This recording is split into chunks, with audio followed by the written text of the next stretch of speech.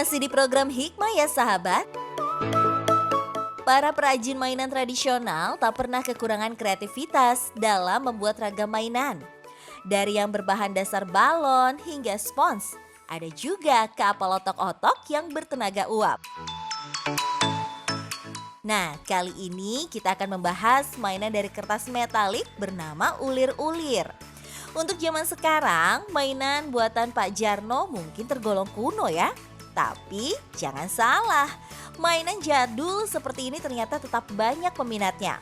Meski Pak Jarno membawa mainan lain yang lebih akrab bagi anak zaman sekarang, ternyata mainan jadul ini juga cukup banyak pembelinya loh. Mungkin karena harganya cukup terjangkau ya. Jarang gitu sekarang ada mainan gini. Kalau sekarang udah jarang mainannya kayak gini ini. Yang biasanya balon sama mainan yang keluaran pabrik ya biasanya yang kebanyakan itu. Harganya lebih murah juga ya. Juga bagus juga sih buat mainan anak-anak ya.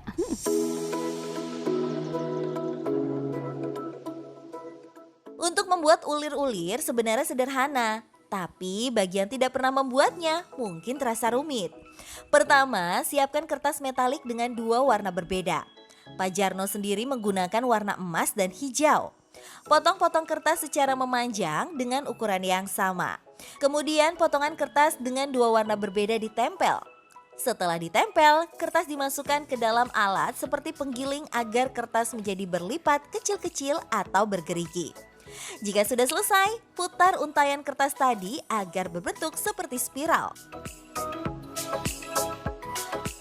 Selanjutnya, siapkan bola kecil yang diiris sedikit untuk menyelipkan ujung kertas tadi. Dengan cara diselipkan ini, kertas tidak akan terlepas keluar dari dalam bola. Nah, sekarang jahit ujung kertas dengan benang dan disambungkan dengan kertas pengait. Sisa benang pun disambungkan dengan stik dari bambu yang sudah dilapisi plastik metalik. Selesai! Karena menggunakan kertas metalik, jika digantung, mainan ulir-ulir ini terlihat seperti bercahaya ya. Selain ulir-ulir, Pak Jarno juga membuat baling-baling. Mainan yang satu ini lebih mudah membuatnya. Pertama, siapkan kertas mika. Kemudian, gunting berbentuk lingkaran. Pak Jarno sudah menyiapkan kertas yang sudah dipotong sebagai cetakannya. Jadi ia tinggal mengikuti cetakan ini saja sebagai panduan menggunting. Kemudian gunting lingkaran menjadi 8 sudut. Setiap sudutnya dipuntir hingga melengkung lalu ditempel. Terakhir, sambungkan dengan stik bambu yang sudah dilapisi plastik metalik. Wah, mainan buatan Pak Jarno unik sekali ya. Padahal bahan dasarnya hanya kertas. Biasanya Pak Jarno tidak hanya menjual mainan buatannya sendiri, tapi juga melengkapi barang dagangannya dengan mainan lain, seperti balon dan mainan pabrikan agar lebih bervariasi. Kalau untung, alhamdulillah banyakkan untung yang bikin sendiri, yang lembur namanya, kalau kita namanya kan lemburan gitu kan, bikinan kerajinan tangan gitu. Pak Jarno telah menghabiskan lebih dari separuh umurnya untuk berjualan mainan di sekitar wilayah Depok, Jawa Barat. Di usianya yang beranjak 52 tahun, 34 tahun sudah ia habiskan di jalan untuk mencari nafkah halal demi keluarga di kampung halaman. Saya jualan mainan dari tahun 1989. Ya, saya dari kampung tadinya sih inginnya nyari kerja apa aja. Terus temen ngajakin itu jualan balon, tadinya cuman balon doang. Lama-lama merintis kita pakai bawa kincir, maulir itu. Semua manusia memang tidak tahu berapa umur yang diberikan oleh Allah Subhanahu wa Ta'ala, karena merupakan rahasia Sang Maha Kuasa. Namun sesungguhnya yang terpenting bukan seberapa lama kita hidup di dunia ini, namun bagaimana umur itu digunakan untuk beribadah kepada Allah Subhanahu wa Ta'ala. Rasulullah SAW bersabda, Tidak akan bergeser dua kaki seorang hamba di hari kiamat sebelum ditanya tentang umurnya untuk apa ia habiskan, dan tentang ilmunya untuk apa ia pakai, dan tentang hartanya dari mana ia dapatkan dan kemana ia belanjakan, dan tentang badannya untuk apa ia pakai. Hadis riwayat Tirmizi. Pak Jarno setiap hari berjualan sejak pagi hingga sore hari. Ia berkeliling dari rumah ke rumah serta ke tempat-tempat yang dirasa ramai oleh anak-anak. Berharap ada yang tertarik untuk membeli dagangannya di sana. Cuaca panas tidak menjadi rintangan baginya. Namun cuaca hujan tentu lain cerita. Ceritanya kan musim hujan, pagi nyampe sore. Kalau bulan Januari kan sering itu nyampe seminggu kan.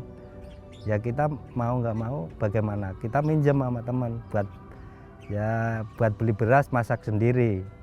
Ya seadanya lah kita, yang penting kita perut kenyang aja.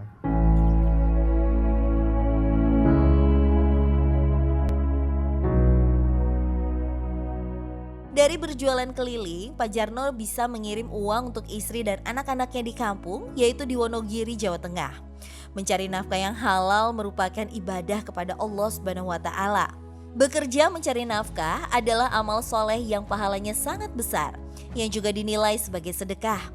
Allah Ta'ala akan memberi keberkahan pada setiap nafkah yang diberikan seseorang kepada keluarganya.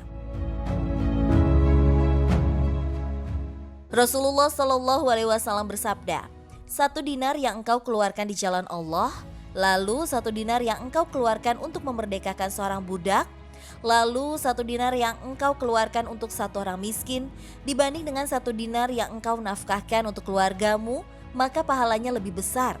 Hadis riwayat Muslim. Selain untuk kehidupan sehari-hari, uang kiriman Pak Jarno juga digunakan untuk biaya sekolah ketiga anaknya. Ya kan, kalau saya kan cuma lulusan SD kan pikiran saya kan anak saya biarpun saya jualan keliling, anak saya biar sekolah ngelebihin dari sekolahan saya. Kan saya cuma lulus SD, biar dia lulus SMA bisa kerja gitu.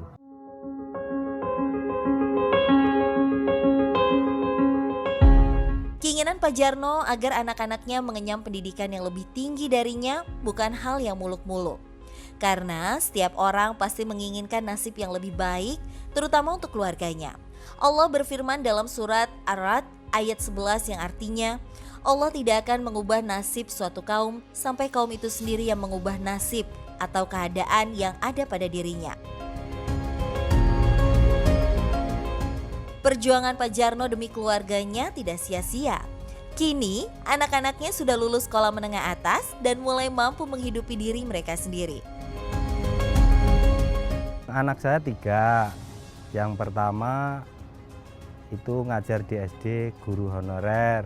Yang kedua di rumah lagi nyari kerja tapi belum dapat. Yang ketiga perempuan.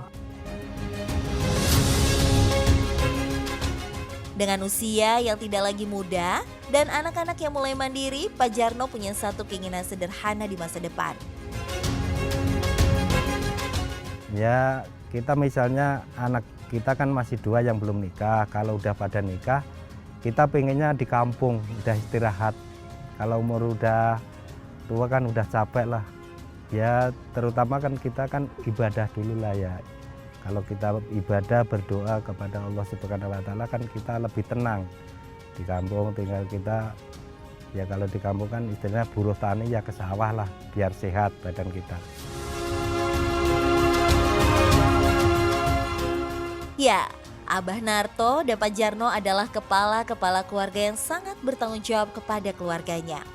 Meski usia sudah semakin menua, namun tak pernah menyurutkan langkah mereka untuk terus berikhtiar, mencari rezeki.